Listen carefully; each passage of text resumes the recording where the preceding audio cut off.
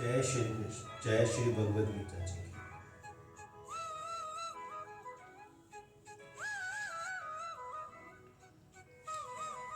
पूर्व श्लोक में अर्जुन को ये बात कही गई कि सब वेद तीनों गुणों के कार्य का प्रतिपादन करने वाले हैं और तुम तीनों गुणों के कार्य रूप समस्त भोगों में और उनके साधनों में अस्तित्व रहित हो जाओ। जब उसके फल रूप ब्रह्म ज्ञान का महत्व बतलाते हैं। अब उसके फल रूप ब्रह्म ज्ञान का महत्व बतलाते हैं। यवानर्थ उत्पाने स्वर्थ समलुतो तके तावन सर्वेषु वेदुषु ब्रह्मांडस्य विजानत। सब ओर से परिपूर्ण जलाशय के प्राप्त हो जाने पर छोटे जलाशय में मनुष्य का जितना प्रयोजन रहता है, ब्रह्मा को तत्व से जानने वाले ब्रह्मांड का समस्त वेदों में उतना ही प्रयोजन रह जाता है।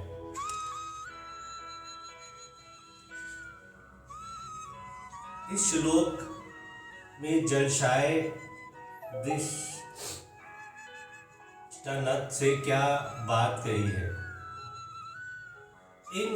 इस श्लोक में जलाशय दृष्टांत देकर भगवान ज्ञानी महात्माओं के अत्यधिक तृप्ति का वर्णन किया है।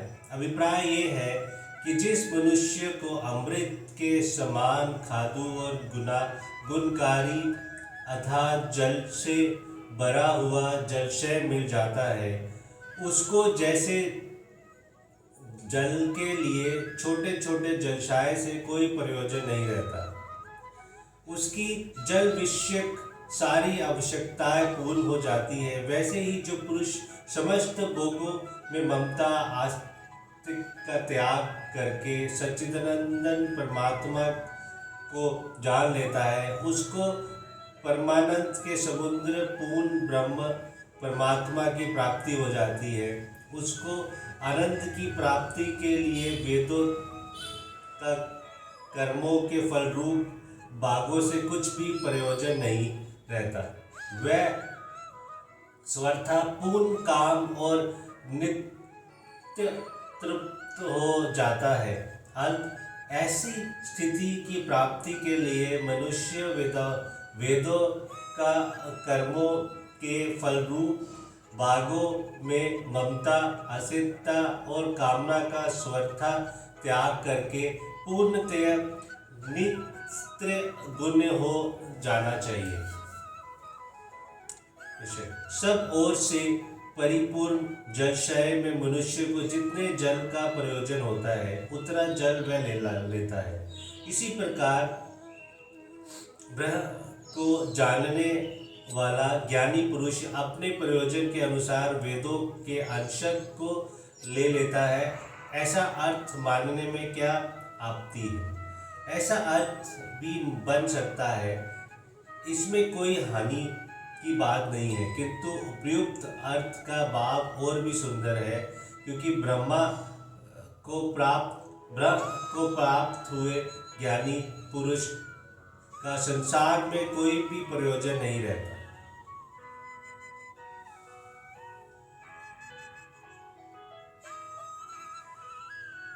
कर्म नए वादिका इस प्रकार समबुद्धि रूप कर्म योग का और उसके फल का महत्व बतलाकर अब 2 श्लोक में भगवान कर्म योग का स्वरूप बतलाते हुए अर्जुन को कर्म योग में स्थित होकर कर्म करने के लिए कहते हैं। कर्म ये वादिक का रस्ते माँ फलेषु कदाचन माँ कर्म फल हेतु ब्रु मार्त सगंडो सत्व कर्मणि। तेरा कर्म करने में ही अधिकार है, उसके फलों में कमी नहीं। इसलिए तू कर्मों के फल का हेतु मत हो तथा तेरी कर्म न करने से भी आस्तिक न हो। कर्मणि पद यहाँ किन कर्मों का वाचक है और तेरा कर्म करने में ही अधिकार है, इसके कथन से क्या भाव दिखलाया है। वन, आश्रम, सब भाव और प्रसिद्धि के अनुसार जिस मनुष्य के लिए जो कर्म विहित है उनका वाचक यहाँ कर्मणि पद है। शास्त्रीनिषिद्ध पाप कर्मों का वाचक कर्मणि पद नहीं है, क्योंकि पाप कर्मों में मनुष्य का अधिकार नहीं है। उनमें तो वह राग द्वेष के वश में होकर प्रवृत्त हो जाता है, यह उसकी अंधकार चेष्टा है। इसीलिए वैसे कर्म करने वालों को नरक आदि में दुख भुगताकर दंड दिया जाता है। यहाँ तेरा कर्म करने में ही अधिकार है, ये कहकर भगवान ने ये बात दिखलाया है।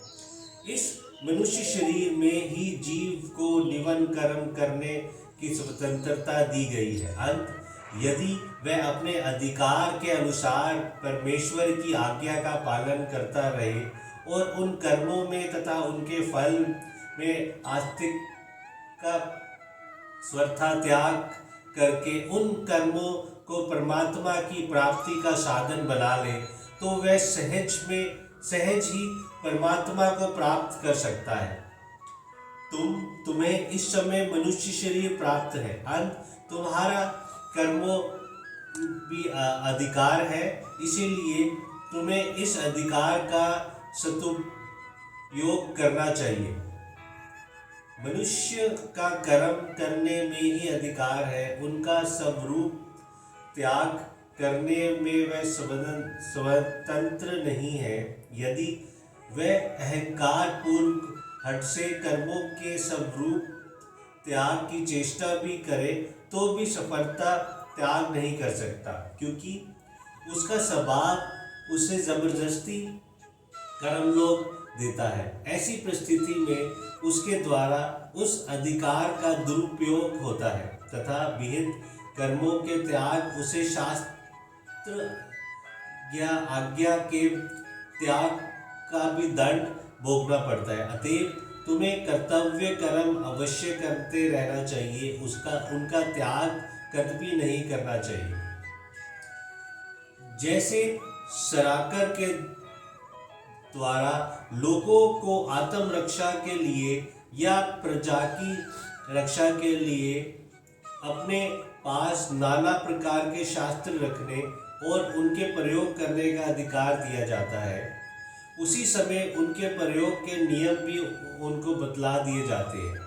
उसके बाद यदि कोई मनुष्य उस अधिकार का दुरुपयोग करता है तो उसे दंड दिया जाता है और उसका अधिकार भी छीन लिया जाता है। वैसे ही जीव को जन्म मृत्यु रूप संसार बंधन से मुक्त होने के लिए और दूसरों के हित करने के लिए मन बुद्धि और इंद्रियों के सहित यही मनुष्य शरीर देकर इसके द्वार नवीन कर्म करने का अधिकार दिया गया है।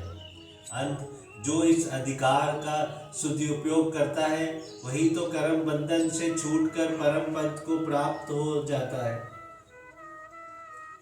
और जो दुरुपयोग करता है वह दंड भागी होता है तथा उससे वह अधिकार छीन लिया जाता है, अर्थात उसे पूर्ण शुकर कुकर आदि योनि में ढकेल दिया जाता है। इस रहस्य को समझकर मनुष्य को इस अधिकार का सदुपयोग करना चाहिए। कर्मों के फलों में तेरी कभी अधिकार नहीं है, इस कथन का क्या भाव है।